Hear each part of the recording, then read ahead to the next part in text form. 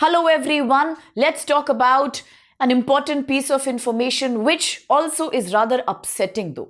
We are looking at, unfortunately, how a very ambitious space technology experiment has failed. And therefore, we are all disappointed because India was close to achieve an important space technology milestone today. A private satellite known as Aayulsat was about to test a unique experiment. This is known as in-orbit fuel transfer demonstration. We all know that microgravity conditions in the space are not the same as the planetary conditions, and therefore any kind of fuel transfer, which is a fluid fuel, is very challenging. Today, ISRO was going to experiment exactly the same technology, and if we would have been successful, India would have become the second nation in the world to successfully demonstrate this unique in-orbit fuel transfer. Now, it was being done through a private satellite named as Aayulsat, and the satellite was being carried through the PSLV C-62 launcher. Let's remember, PSLV is India's most reliable rocket for low Earth orbit missions. However, unfortunately, once again, the mission was not successful. Now, people are also saying this is the second time from May 2025 to today that second such mission of ISRO has not been able to be done successfully. Very unfortunate, because this experiment was very ambitious one for us. If you remember, in the last few weeks, I have spoken to you about the space docking technology, the SpaceDex mission. Remember, that's again a very unique achievement. Very few countries have done that. Today, if we would have done this experiment of the Aayulsat satellite successfully, then our scientists at ISRO would have understood how microgravity changes fluid behavior. This experiment would be an eye-opener to help us understand how fuel behavior happens in microgravity conditions. And then India would have achieved a unique distinction. As I said, second country that could have done this successfully. Quickly let me know in the comment box then which is the first country which has successfully done this experiment already. I'm talking about in-orbit fuel transfer. But then unfortunately today many hopes came crashing down as the rocket launcher could not successfully place the mission in the orbit, and also people are saying the problem came in the third stage of the rocket launch. Definitely it's an upsetting news, but then this is an important piece of topic today. Very crucial for GS Paper 3 Space Science Technology. At the same time, it is also crucial because India and ISRO right now they are a big name when you talk about the space domain, right from Chandrayaan 3 to the unique achievements like Aditya L1. Talking about NISAR, NASA-ISRO joint experiment, ISRO has achieved some major feats in the last few years. But today, this second consecutive failure coming after May 2025, both related to PSLV. The previous one related to PSLV C-61. Today, PSLV C-62 are raising questions about which systemic failures are responsible for such a problem. Let's look at what has happened. In the image here, you can get a broad idea of how the rocket was being launched. Now, looking at PSLV C-62 mission, this faced a sudden anomaly. It could not function. It experienced a kind of defect right at the end of stage 3. At the end of the stage 3, when we were about to successfully complete the mission. Now ISRO is already looking into the problem. We are doing a detailed investigation. Although in the news today, as I was doing the Hindu class with my students in the morning, there was also some news clippings in the newspaper which said that many people are asking a question that in the May 2025, when the PSLV C-61 could not be successfully done, why were the investigation reports not revealed to public the way they should have been? There was a certain element of lack of transparency, and those questions are naturally coming up today. Now ISRO says we are doing exact estimation of the cause responsible behind it. Let's understand about this mission. This mission is a multi-payload mission. Why? Because it is carrying many different kind of satellites into space. Now, what are the payloads? Let's talk about them. Under the mission C-62, launched by PSLV launcher, we were carrying one primary satellite, the main satellite, which is also an Earth observation satellite. I will show you that. Apart from that, 18 commercial, smaller satellites were also there. This was unique because it was ISRO's first launch of 2026. So naturally, we had high hopes from the mission. Yes, but unfortunately, this time another snag came. Now, which payloads were being carried? Now, this naturally reminds me of another lecture that I have taken with you, in which I have spoken about Aditya L1 in huge detail. Remember, we spoke about the Lagrange point 1. We spoke about which all payloads has that mission carried. So you should know about them for the prelims exam for sure. Now, looking at the payload, which satellites were being carried through this PSLV C62 mission, then the most important one was EOS-N1, which is also known as Anvesha. Okay, now this was an Earth observation satellite, and what was the main technology behind this? It was hyperspectral imaging. The satellite was responsible for hyperspectral imaging. It is developed by the DRDO, quite in line with Atmanirbhar Bharat.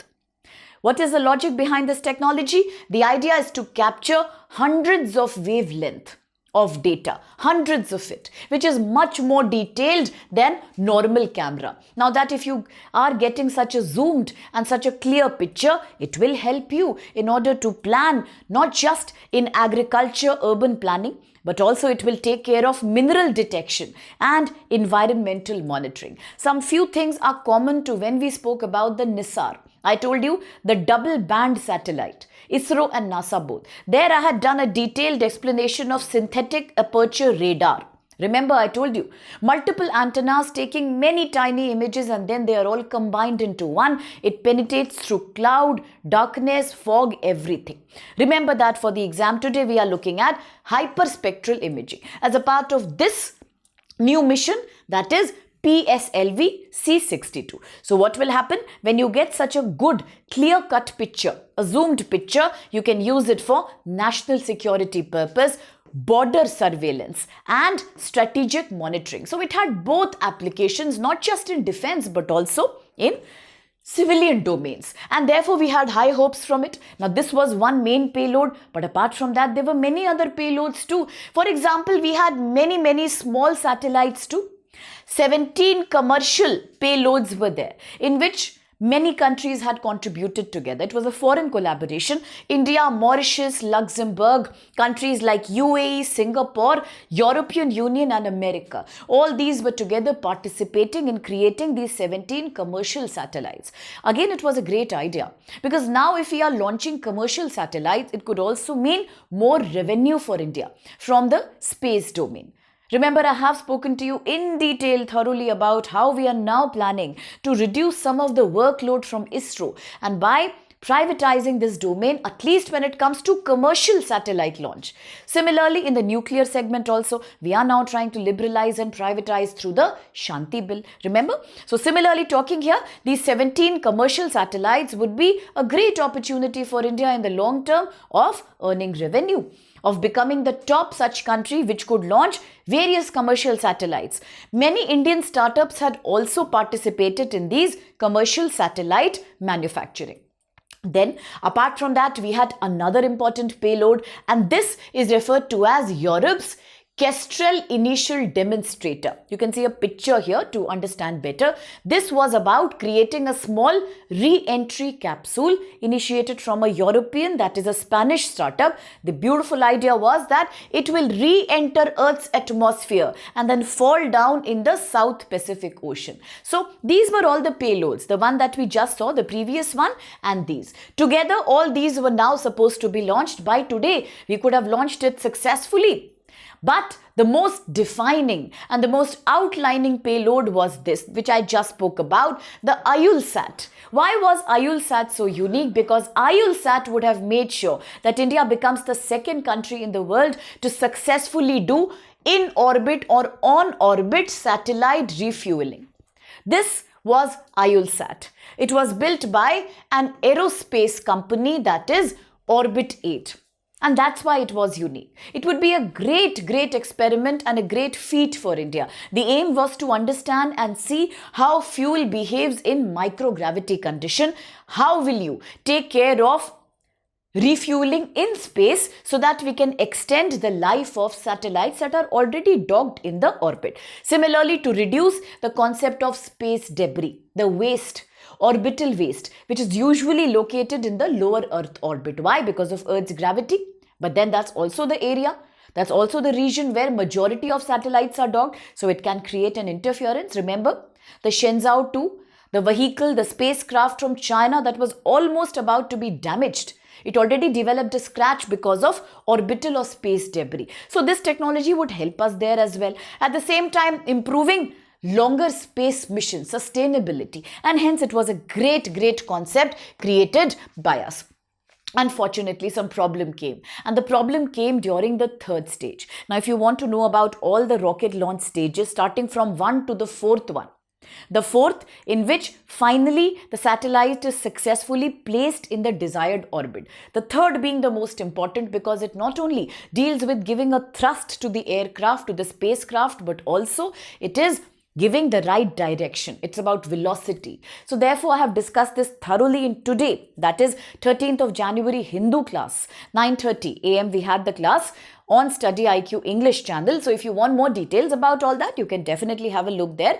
But as you do that, and as we just discussed this topic, remember some key important information that we derived from here. Never forget about the new technology. I spoke about space docking. I have quickly spoken about the in-orbit fuel transfer. We spoke about Aayulsat. We spoke about how the PSLV C62 today could not be successful. Similarly, last year a similar episode happened, and all these things you need to remember therefore, and also you need to answer which then is the first country which has successfully done in-orbit fuel transfer. Let me know. And if you want answers to these questions, either you can join our Telegram channel or you can follow us in the Hindu class where we do all these concepts in detail. A quick practice question for you. Consider the following statements regarding ISRO's PSLV C62 mission. 1. The main or the primary payload is EOS N1 Anvesh, based on hyperspectral imaging satellite developed for strategic and defense purpose.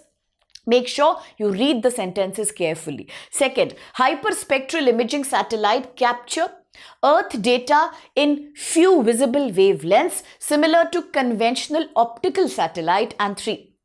Aayulsat on board the rocket launcher that could not dock successfully is India's first payload aimed at demonstrating on-orbit satellite refueling technology. Which of these statements do you think are correct?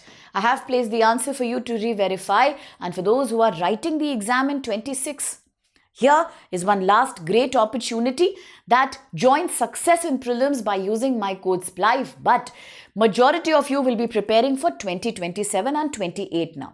So right now if you use code SPLIVE, you get a very heavy discount, a major discount on already a discounted price, because we cover mains, prelims, basic interview guidance in all the languages. So join today so that you start absolutely on the right time. Admissions are closing on 17th of January. Do not forget code SPLIVE for the maximum discount that you can get on our platform. Thank you so much.